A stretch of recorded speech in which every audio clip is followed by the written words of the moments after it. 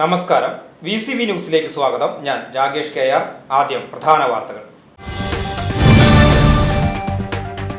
വടക്കാഞ്ചേരി കല്ലംപാറയിൽ പച്ചമരുന്ന് സംഭരണശാലയിൽ വൻ തീപിടുത്തം. ചൊവ്വാഴ്ച രാത്രിയിലുണ്ടായ തീപിടുത്തം നാട്ടുകാരെ പരിഭ്രാന്തിയിലാഴ്ത്തി. സംഭരണശാലയിലെ വെൽഡിംഗ് പ്രവർത്തികൾക്കിടയിൽ നിന്ന് തീ പടർന്നതാകാമെന്നാണ് പ്രാഥമിക നിഗമനം. ആളപായമില്ല. ഷൊർണൂരിൽ റോഡ് നിർമ്മാണം നിലച്ചതിൽ പ്രതിഷേധിച്ച് BJP പ്രവർത്തകർ PWD അസിസ്റ്റന്റ് എഞ്ചിനീയറെ ഉപരോധിച്ചു.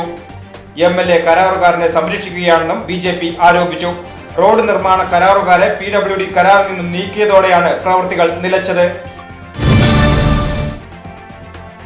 വടക്കാഞ്ചേരി നഗരസഭയുടെ 2023-24 സാമ്പത്തിക വാർഷിക പദ്ധതിയിൽ ഉൾപ്പെടുത്തി ഭിന്നശേഷിക്കാർക്ക് മുച്ചക്ര വാഹനം വിതരണം ചെയ്തു.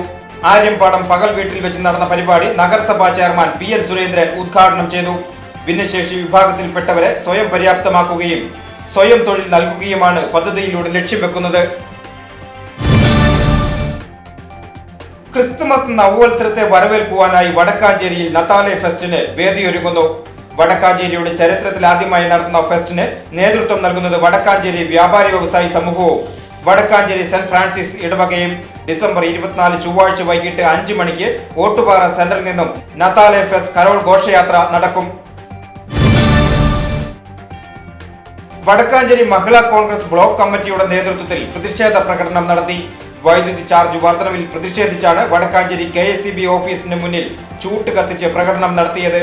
Vadakkanchery block Congress president PG Jayadeep പ്രതിഷേധ പ്രകടനം ഉദ്ഘാടനം ചെയ്തു.